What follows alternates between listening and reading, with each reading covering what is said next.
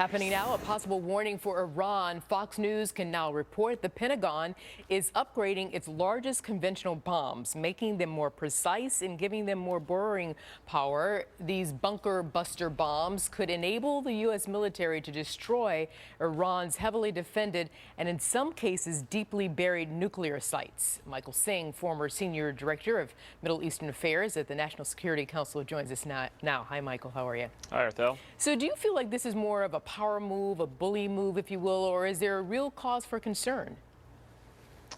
Well, look, I think that as part of a strategy to try to deter Iran or dissuade Iran from continuing with its nuclear weapons program, we need to have a credible military threat. We talk about military options being on the table, but you have to have more than just talk if the Iranians are going to believe that.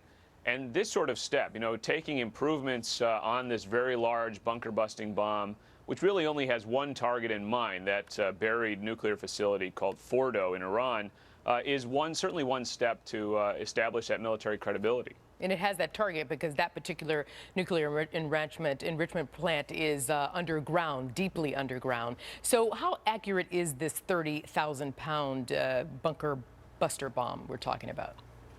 Well, I couldn't tell you specifically. I don't know. But essentially the way these bombs work, any bunker buster like this, is it burrows into the ground and has a delayed fuse, and then it explodes underground, essentially. And the bigger the bomb, the bigger the explosion. And that's operative principle here. And the bottom line is because you can't get the Fordo by air, so you've got to go down deep under. So that's the main idea there. But let's talk about Ahmadinejad. I think you can talk about that for sure. And his reaction. The idea is to say once again, hey, listen, if you don't come to the table with more diplomacy, if you will, this is what could happen to you. This is what's looming in your future. But is he listening? Does he ever?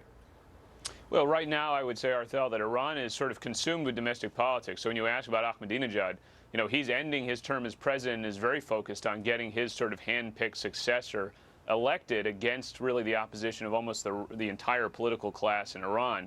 And so Iran is looking very inward right now. But I think that still they will take note of these kinds of signals. Plus, for example, the military hardware that we just recently promised to the Israelis, like mid-air refuelers.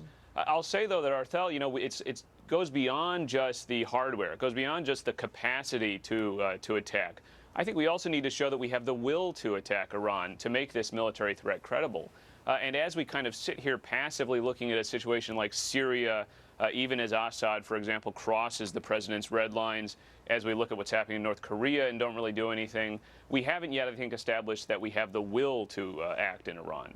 And of course, you mentioned the elections, upcoming elections in Iran happening in June. If, in fact, there is a new regime or a current regime or something similar to a current regime in terms of principles, do you think anybody's listening if there's no punch or no bite to the bark? Well, there has to be that bite. I think as you have to have a comprehensive strategy against Iran. The sanctions are a part of that.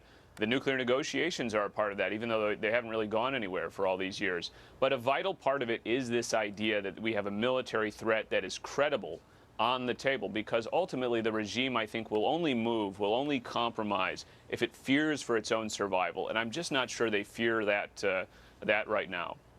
I have to go, but of course we just leave it out there. There's of course Israel, and wondering if this now new development with this bunker buster will increase or decrease their chances of a unilateral bombing of Iran. So unfortunately, I have to leave it there. It's a teaser. We'll talk about it next time. Michael Singh, thank you very much. Thanks, Arthel. Out west, thousands